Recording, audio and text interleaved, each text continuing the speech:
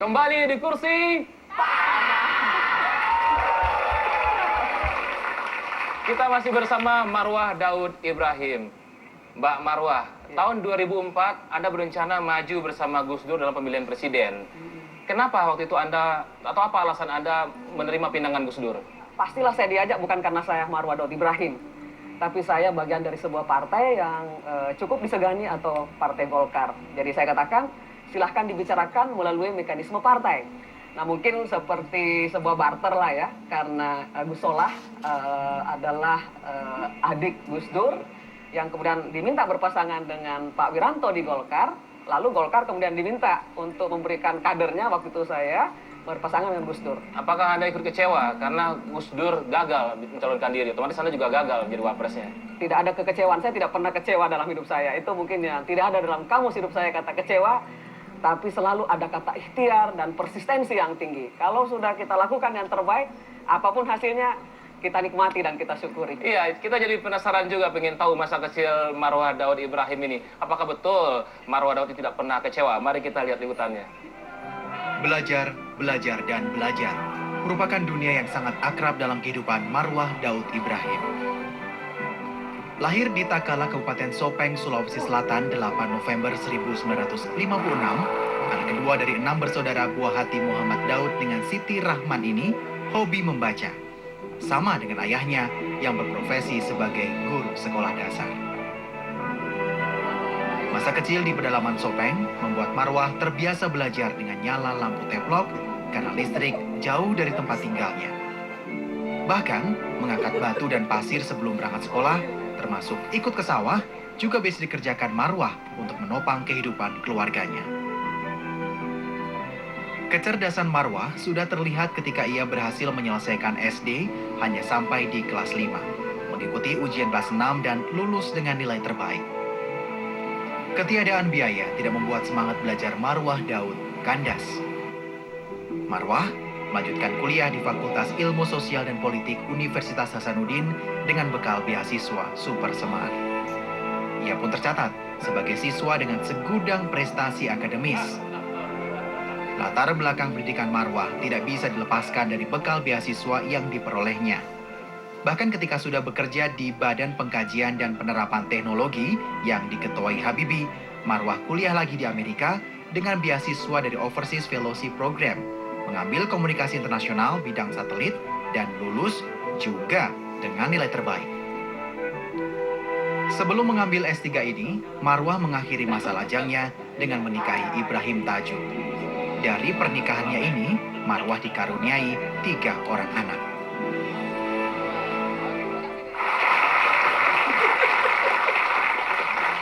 Mbak Marwah, ketika Anda kecil, keluarga juga kesulitan untuk menyekolahkan Anda, tapi Anda tetap bersekolah. Apa sih yang memotivasi Anda untuk tetap sekolah pada waktu itu?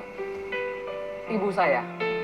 Ibu saya itu nikah pada usia masih SMP. Di usia sangat dini. Sehingga sejak Itu berarti udah pernikahan dini banget itu ya? dini banget waktu itu ya. Jadi remaja. Jadi masih sering sekali bercerita kepada saya menikmati naik sepeda pergi sekolah, tiba-tiba dilamar, lalu kemudian dinikahkan. Jadi sering sekali saya dengar ibarat mantra atau doa itu dari seorang ibu selalu mengatakan, mudah-mudahan nanti anak saya inilah yang bisa sekolah setinggi-tingginya dan sesukses-suksesnya, dan kemudian mudah-mudahan dengan itu bisa bekerja dan membantu banyak orang. Dan saya percaya doa seorang ibu itu insya Allah sangat luar biasa. Dulu Anda juga ini,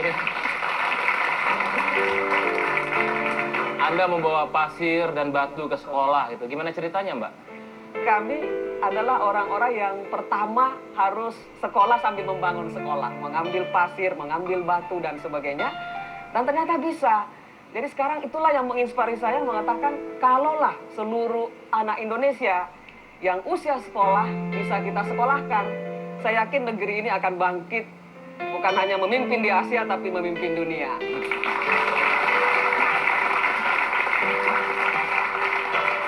Anda juga bahkan membawa kursi dan meja ke sekolah gitu. Itu karena Anda anak guru atau mau setiap hari diwajibkan murid bawa kursi sendiri gimana? Saya lihat hari pertama sekolah itu semua anak-anak diminta membawa meja dan kursi, diberikan ukurannya, tingginya, dan sebagainya. Yang lupa diberikan itu warnanya. Jadi catnya macam-macam. Jadi menarik sekali. Tapi saya Dan waktu itu cat meja Anda apa? saya Kuning waktu mungkin? itu, ya betul, agak kuning. Oh, jadi dari kecil udah kelihatan ya warnanya. Warnanya ya. Dengar-dengar juga waktu kecil Anda sering diajak Bapak untuk Ya, lihat fenomena betul, alam. betul, gitu. betul. Kalau di rumah Bugis itu ada namanya Lego-Lego, beranda ya.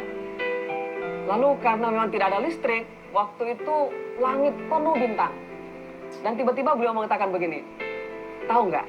Salah satu di antara bintang itu bukan bintang alam, tapi bintang buatan manusia. Namanya satelit. Sekarang ini Rusia sudah membawa satelit ke luar angkasa, membawa Sputnik dan sebagainya. Dan percaya nggak bahwa ternyata sekian tahun kemudian saya menulis disertasi tentang satelit komunikasi dan saya dedikasikan kepada ayahanda saya yang telah menunjukkan bintang kepada saya. Wah. Jadi saya Luar biasa ya. Untung pada waktu malam itu yang tunjuk adalah satelit. Kalau ini tunjuk tuh rambutan, disertasinya soal rambutan.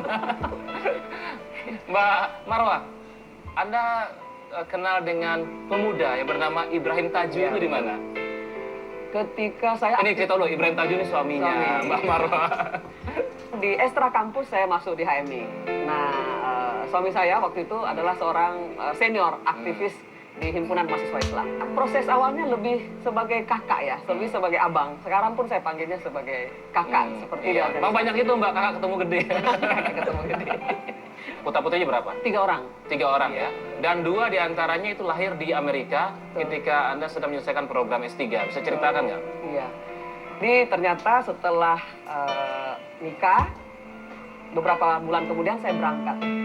Ternyata dalam keadaan hamil saya berangkat ke Amerika Serikat, sehingga anak pertama saya itu lahir pada semester pertama saya di program S3 di sana.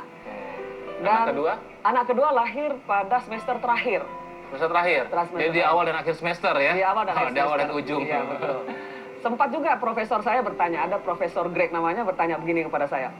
Kalau Anda merasa tidak yakin bisa menyelesaikan program, ini puluhan atau ratusan orang melamar, kenapa tidak Anda berikan kepada yang lain? Saya tuh tersinggung karena sambil melihat perut saya yang memang sudah mulai membesar ya, namanya sudah hamil mungkin 6-7 bulan. Dan saya balas dengan mengatakan, ini mungkin karena selalu berpikir positif ya, hamil itu bukti saya sehat. Dan saya akan buktikan saya akan menjadi salah seorang di antara yang paling cepat selesai di seluruh angkatan saya. Dan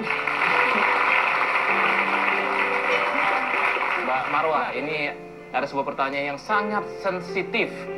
Anda boleh jawab, boleh tidak. iya, Mbak Marwah, ketika menyelesaikan kuliah S3 di Amerika, Anda mengalami kesulitan keuangan, betul, alias punya hutang. betul. Nah, itu bagaimana Mbak ceritanya? Ketika saya di Washington, itu kan saya harus perpanjang visa.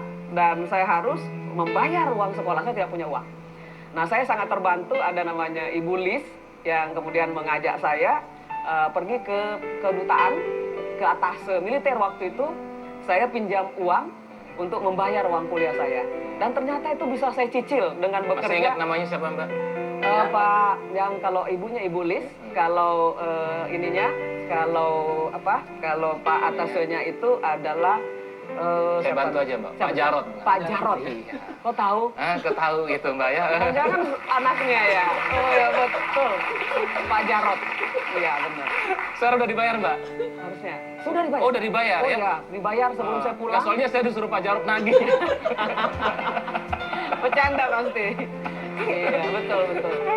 Ya, luar biasa sekali Mbak Marwah Daud Ibrahim menyelesaikan S3 di Amerika dan juga aktif di ISMI. Nah, kita ingin tahu nih bagaimana pandangan seorang Marwah Daud tentang poligami. Jawabannya sesaat lagi, tetaplah di Kursi